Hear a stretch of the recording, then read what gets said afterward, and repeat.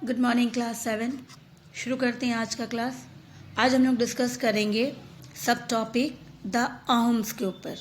जो tribal societies के बारे में हमने डिस्कस किया था, जो इम्पोर्टेंट ट्राइबल्स थे जिसने रूल किया था। सबसे पहले हम लोगों ने डिस्कस किया था द गॉन्स के बारे में इन द प्रीवियस क्लासेस।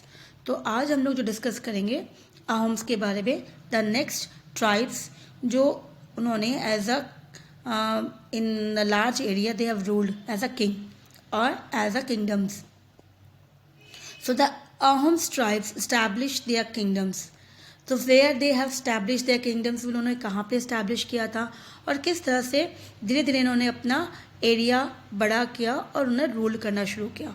सो जो अहोम्स थे ट्राइब्स, इन्होंने अपनी किंगडम जो थी इंडिया के अंदर they have made in the Brahmaputra valley in Assam, मतलब इंडिया के ईस्ट वाले पोर्शंस में। तो जिस तरह से इंडिया के जो ईस्टर्न पोर्शंस होते हैं इस तरह से, तो ये वाला पोर्शंस हो गया हमारा ईस्टर्न पोर्शंस आसाम वाला, ठीक है। तो ये हो गया आसाम पोर्शंस।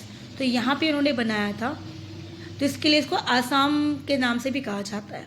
सो द अहम ओरिजिनेट्स, अगर देखा जाए इसकी ओरिजिनेट्स जो थे अहोम्स के, ये इन द चाइनीज़, ये मोस्टली चाइनीज़ प्रोविंसेस से बिलोंग करते थे ऑफ यन्ना। लेकिन ये बाद में दे माइग्रेटेड, वहाँ से उन्होंने माइग्रेट किया और वो इंडिया एंटर किया, तो Indo China and northern Myanmar, जहाँ पे बर्मा में भी, तो वो इंडिया एंटर किए और बर्मा में कब, इन द फर्स्ट सेंचुरी। तो ये फर्स्ट सेंचुरी में इन्होंने माइग्रेट किया था और जब ये इंडिया पहुँचे तो दे रिच ब्रह्मपुत्र, वो ब्रह्मपुत्र वैली के आसपास आए इन द 13th सेंचुरी। और इसी तरह से they have created a new states, उन्होंने अपना नया स्टेट बनाया। अब वो किस तरह से अपना स्टेट बनाएंगे, वहाँ पे ऑलरेडी कोई ना कोई लोग रहते हैं, तो वहाँ पे जो पावरफुल भुयान्स थे उनको उन्होंने हराया और उसके पास में और जो कितने स्मॉल किंगडम्स थे इंडिजीनियस, मतलब जो खुद इंडियंस के किंगडम्स थे, नेटिव पीपल्स रहते थे, उनको हरा के उनकी एरिया को उन्होंने कब्जा में ले लिया और फिर बाद में वहाँ पे रूल करना शुरू कर दिया। तो ये इस्टेब्लिश जो था अहोम्स का, ये किया गया था बाय द किंग ताय प्रिंसेस। तो ये ताय प्रिंस जो थे सुकाफा, तो सुकाफा ये इन्होंने यहाँ पे शुरुआत की। और ये मोंगो, तो ये कहाँ से बिलोंग करते हैं, कौन से ट्राइब्स के हैं, ये मोंगो के हैं, वहाँ उसके क्लेन्स के हैं। तो हु वाज द फर्स्ट, तो यहाँ पे देखा कि अहोम्स जो थे जिन्होंने इंडिया पे अपना किंगडम स्टैब्लिश की, तो सबसे ये किसके द्वारा हुआ था, सो दैट वाज ताय प्रिंस। ये ताय प्रिंस थे सुकाफा के और ये मोंगो से बिलोंग कर रहे थे। सो इसी तरह से the Ahoms kingdoms is also been called as the kingdom of Assam, क्योंकि ये मोस्टली आसाम पूरा एरिया था, इसके लिए इसको आसाम किंगडम्स के नाम से भी कहा जाता है।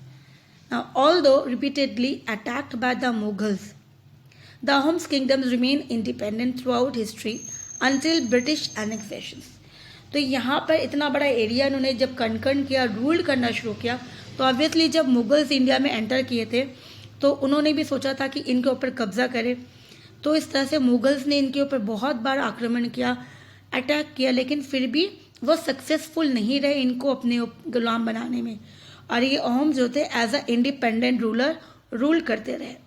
ये तब तक था जब तक उन्होंने मुगल्स के साम्राज्य में, मुगल्स ने जब तक उनको परेशान किया, लेकिन वो रूल अपने आप एज अ इंडिपेंडेंट। लेकिन जैसे ही ब्रिटिशर्स ने एंटर किया, ब्रिटिशर्स ने जब इंडिया पे कब्जा किया और रूल करना शुरू किया, तो उसकी इंडिपेंडेंस जो थी अहोम्स की, वो धीरे धीरे खत्म होने लगी। The Mughal received a decisive defeats at the hand of the Ahoms at the battle of Saraighat. तो कहा जाता है कि मुगल्स जो थे अहोम्स के थ्रू जब उनकी लड़ाई हुई थी, तो ये बहुत ही बुरी तरीके से हारे थे मुगल्स। और वो जो बैटल था, जो युद्ध हुई थी, कहाँ हुई थी, उसके शराय घाट। तो इसकी तरह से the battle of Saraighat के नाम से ये बैटल फेमस है। The power of Ahoms reach it peaks during the reigns of king Rudra Singh. तो कहा जाता है कि जो अहोम्स थे वो इतने ज़्यादा पावरफुल हुए और वो बहुत सारे राजा हैं, लेकिन सबसे पावरफुल जो राजा था और जिसने अपने राज्य को और बढ़ाया वो था रुद्र सिंह, ठीक है। तो इन्होंने जो थे अपना राज्य बहुत बढ़ाया और सबसे ज़्यादा powerful as a Ahom rulers इन्होंने रूल किया। तो अहोम्स के अंदर सबसे पावरफुल रूलर रुद्र सिंह थे। अब आता है इसकी एडमिनिस्ट्रेशन, कि इन लोगों ने किस तरह से रूल किया अपने एरिया पे। तो कहा गया कि दैट अहोम्स जो है उनकी एक यूनिक सिस्टम थी लेबर की, और उन्होंने उनका नाम दिया था पाइक सिस्टम। इसके अंदर ऑल अडल्ट, जितने अडल्ट मेल्स थे, जो बड़े मेल्स होते, ठीक है, उनको सिर्फ एक्सेप्ट जो मेंबर ऑफ रॉयल्टीज थे, जो रॉयल फैमिली से बिलोंग करते, उसको छोड़ के आर्टिसेंस, तो एरिस्टोक्रेट पैसे वाले, थोड़े से उसके बाद वाले प्रिस्ट एंड द स्लेव्स, इनके जो मेल्स थे, तो सिर्फ राजा के रॉयल्टी वाले को छोड़ के बाकी एरिस्टोक्रेट, प्रीस्ट एंड स्लेव्स जो थे, इन सभी जो थे दे अरबिनाज आर कॉल्ड एज पेक्स। तो ये थे the paiks were are required to serve in the army. और ये लोग जो थे, इसे कहा गया they are the people who is going to serve, जो आर्मी ज्वाइन करेंगे, देश को, अपने क्लेन्स को, अपने ट्राइब्स ग्रुप्स को बचाएंगे दूसरे दुश्मनों से। सो इसीलिए दे आर रिक्वायर्ड, तो इसीलिए बहुत ज़रूरी था कि ये लोग आर्मी ज्वाइन करेंगे। As the kingdoms did not have a regular, लेकिन देखा गया कि आर्म्स जो थे इसके अंदर इतना ज़्यादा वॉर हुआ नहीं, तो they don't need a regular standing, कि इसके लिए फिर आर्मी जो हमेशा खड़ी रहे, इसलिए फिर वो क्या करते थे, ड्यूरिंग द डे टाइम्स जो होता था, उस समय जब वो कोई वॉर नहीं होता था, कोई युद्ध नहीं होता था, सो they were being no war, तो ये पैक्स जो थे दे वर पीसफुल एक्टिविटीज़ जो काम कर सकते थे, जैसे बिल्डिंग डैम्स, मतलब कंस्ट्रक्शन का काम करना, फिर इरिगेशन सिस्टम को एग्रीकल्चर में थोड़ा सा इम्प्रूव करना, एग्रीकल्चर इम्प्रूव हो जाएगा तो अर्निंग अच्छा होगा, और इसके अलावा social work, welfare, public welfare काम वो करते थे। They were are also involved in developing new method of rice cultivation. इन्होंने और भी नए तरीके सोचना शुरू किया कि हम कल्टिवेशन जो करेंगे राइस, वो नए नए तरीके से, ताकि कल्टिवेशन और अच्छा हो। In return, the Pecks were given some fixed area of land for their uses. और इनके बदले so they get as salary, जो उनको पेमेंट मिलना था, उनको एक फिक्स एरिया दे दिया गया, ज़मीन दे दिया गया, ताकि वो ज़मीन वो यूज़ कर सके। So the Pecks were grouped into units called खेल्स। तो ये जो ग्रुप ऑफ पीपल्स जो थे पैक्स, इनको अगर वो ग्रुपली जब उनको ग्रुप में डाला गया, तो उनको वन यूनिट को कॉल एज अ, उनको वन यूनिट मतलब group of peoples they call as khels. तो ये इनकी थी, ये पिक्चर्स हैं, that was a Raigarh pavilions, जहाँ पे मोस्टली आर्म्स की जो किंग होते थे, ये कोर्टयार्ड में बैठ के स्पोर्ट्स के जो भी गेम्स होते थे, इवेंट्स होते थे, वहाँ पे ये एंजॉय करते थे। Now the Ahom kings introduce coin system also. तो इनके जो किंग्स थे, इन्होंने कॉइन सिस्टम यूज़ किया, and they followed land measure, जो भी था, जैसा मुगल्स के अंदर था लैंड मेजर सिस्टम, वैसा ही इन्होंने भी वैसा ही सिस्टम फॉलो किया। रिलीजियस बिलीव्स के अंदर कि ड्यूरिंग इनिशियल स्टार्टिंग में जो इनका ईयर था, उन्होंने वर्शिप्स किया ट्राइबल्स, उनका जो खुद का गॉड होता था, ट्राइबल गॉड्स, उनको वो मानते थे भगवान। लेकिन धीरे धीरे जब समय के साथ चेंजेस आना शुरू हुआ, सो इनका जो इन्फ्लुएंस था, झुकाव जो थी, वो ब्राह्मण्स के प्रति ज़्यादा होने लगी, और इसके कारण उन्होंने हिंदुइज्म को अपनाया। Nevertheless the Ahoms kings retained some of their traditional beliefs as well. लेकिन साथ साथ अपना ट्रेडिशनल जो उनकी विश्वास थी अपने भगवान के प्रति, वो भी उनको लेके साथ साथ वो आगे बढ़े। एज द टाइम पास, जैसे जैसे समय बीतता गया, बहुत सारे जो ओम्स थे, उसमें से some of them emerged themselves completely with the caste based society, कि उन्होंने अपने आप को पूरे की पूरी कास्ट बेस्ड सोसाइटी में तब्दील करना शुरू कर दिया, कास्ट बना लिया अपने आप में कि मैं इस तरह से हूँ, मैं इस कास्ट पे बिलोंग करता हूँ, क्योंकि इन्होंने हिंदुइज्म को अपनाया, ब्राह्मण्स को फॉलो किया। तो इसी तरह से ये कास्ट बेस्ड सोसाइटीज़ भी उनके बीच में डेवलप होना शुरुआत हो गई। Some other however remain distance from the caste, लेकिन कुछ जो थे ये इनसे दूरी, उनको लगा कि हमें कास्ट से दूर रहना ही ज़्यादा अच्छा है, जो हिंदुइज्म में थी कास्ट सिस्टम, इनसे दूर रहना बेटर है।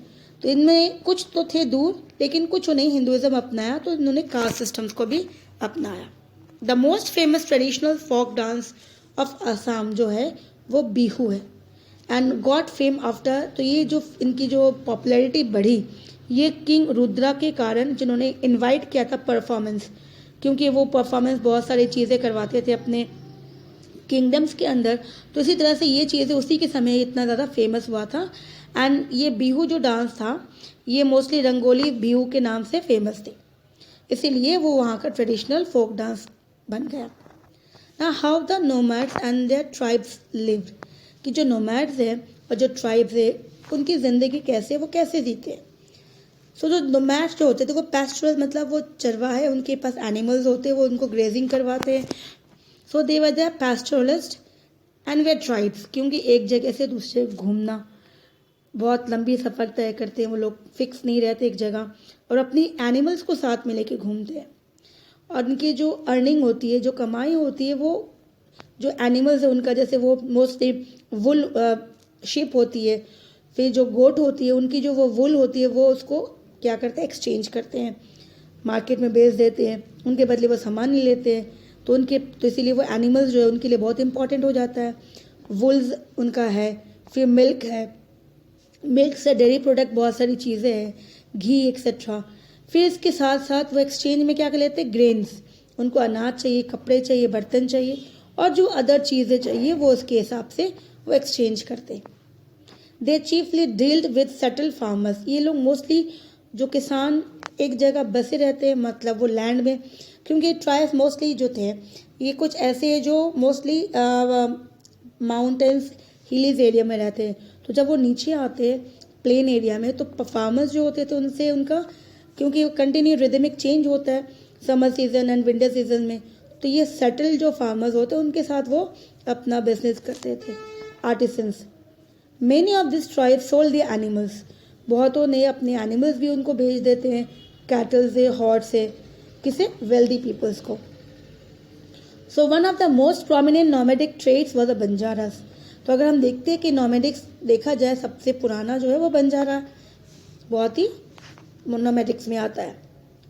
ना किस तरह से इनकी लाइफ चेंज हुई समय बीतने से, जिस तरह से एंशियंट टाइम से और अभी में, तो बहुत कुछ चेंजेस हुआ, सोशियो इकोनॉमिक चेंजेस हुआ, बहुत कुछ इकोनॉमिकली प्रॉब्लम जब अराइजेस हुई तो उन्होंने अपने आप में ऑक्यूपेशन चेंज किया, सोसाइटी उनकी चेंज हो गई, तो न्यू कास्ट इमर्ज हुआ नया, एंड हायरार्ची डेवलप्ड, कि पहला टॉप में कौन है, दूसरा सेकंड लेवल पे कौन है, थर्ड लेवल पे कौन है, तो द रैंकिंग सिस्टम को कहा जाता है hierarchies. Many tribes choose to be part of the Hindu caste society, कुछ वापस से उनमें से कि हिंदू कास्ट बेस्ड सोसाइटी को प्रेफर किया कि वो उनको ही फॉलो करेंगे, उनके जैसे ही वो रहेंगे।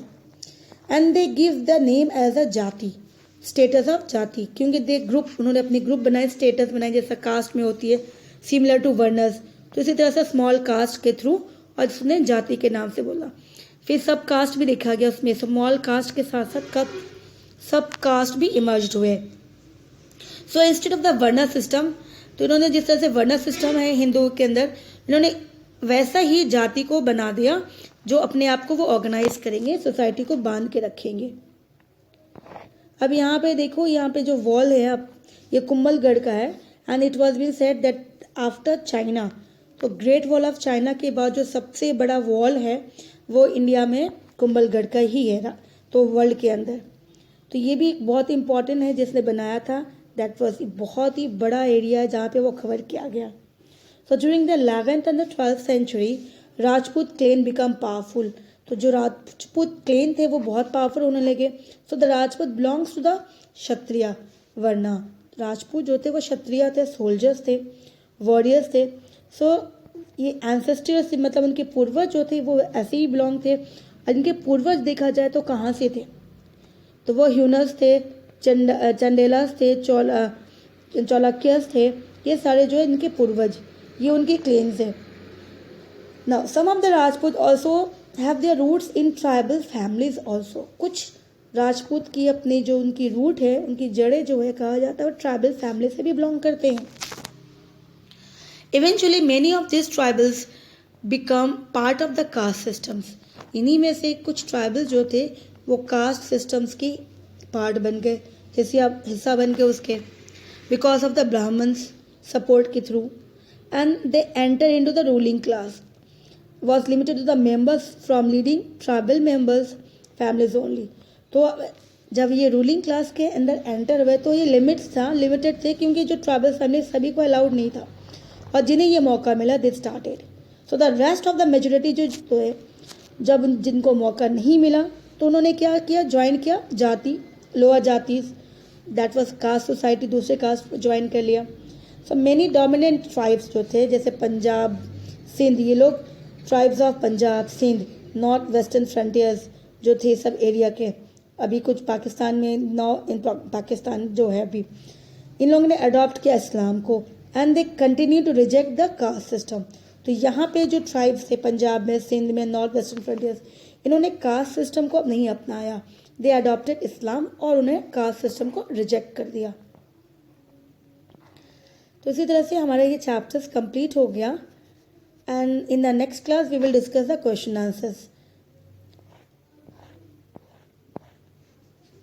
Thank you.